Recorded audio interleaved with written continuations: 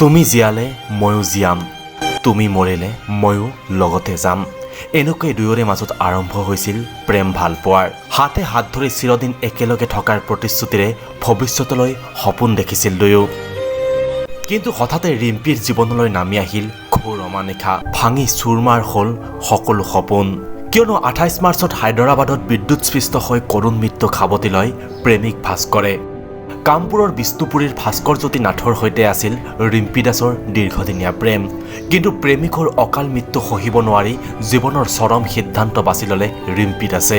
বহিৰাজ্যত মৃত্যুক সাৱটি লোৱা প্ৰেমিকৰ দুখ সহিব নোৱাৰি শেষ কৰি পেলালে নিজৰেই জীৱন।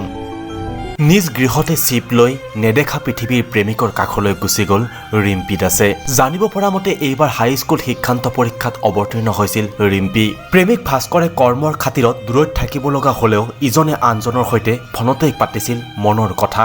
সঁচা ভালপোৱাক বুকুত সাৱটি এনেদৰে আত্মসন্মানৰ পথ বাছি লোৱা ৰিম্পীৰ বাতৰিত এতিয়া শোক বিহ্বল হৈ পৰিছে অঞ্চলবাসী। News 6 report, news 8 north east.